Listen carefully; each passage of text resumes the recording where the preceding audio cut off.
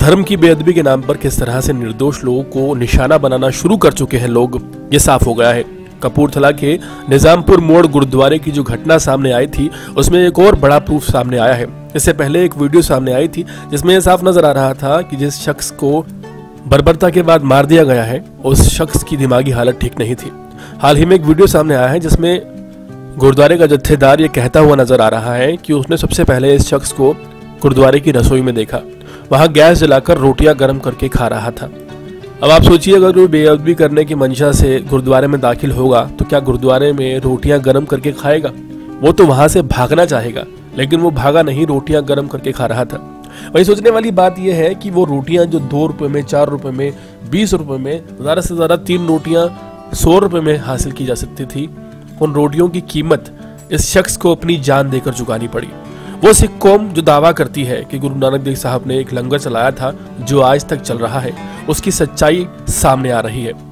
लंगर के नाम पर आप बहुत कुछ करते हैं, लेकिन 3 रोटियों के लिए, महज 3 रोटियों के लिए एक शख्स को आपने मार डाला।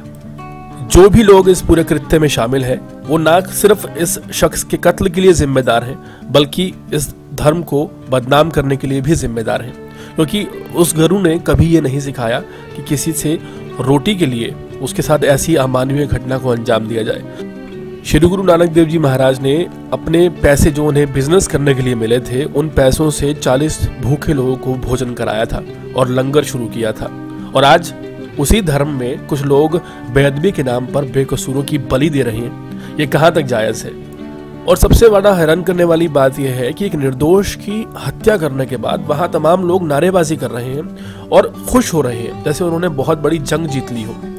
अगर किसी भी गुरु की बात की जाए तो उन्होंने यही समझाया है कि अगर किसी से गलती हो जाए तो उसे क्षमा करना बड़प्पन है।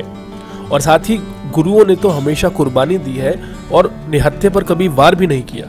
लेकिन ये किस तरह की फॉलोअरशिप है? राजनीतिक आवेश में आकर सिर्फ ये प्रोपोगंडे को ना समझते हुए किसी भी शख्स को ये कहकर मार देना कि इसने बेअदबी की है, कहां तक जायज है? कपूरथला में हुई इस घटना के बाद लोगों को सोचना चाहिए इस पूरे विषय पर कि आखिर क्यों इस तरह से बेअदबी के नाम पर लोगों की जान ली जा रही है। झारखंड में हाल ही में एक कानून बना है मॉब लिंचिंग को लेकर। अगर कोई मॉब लिंचिंग करता है तो चाहे जितने मर्जी लोग उसमें शामिल हो, सभी को आजीवन कारावास की सजा है। और ऐसा ही कानून अब पंजाब में और पूरे देश में बनना चाहिए ताकि निर्दोष लोगों की जान बचाई जा सके। हाल फिलहाल ये बहुत दुखद है कि जिन गुरुद्वारों के बारे में हम हमेशा से सुनते आए हैं कि गुरुद्वारे से कभी कोई भूखा वापस नहीं लौटता, उस गुरुद्वारे में 3 रोटियां खाना एक शख्स को इतना महंगा पड़ गया कि उसकी कीमत उसे अपनी जान देकर और बर्बरता से चुकानी पड़ी।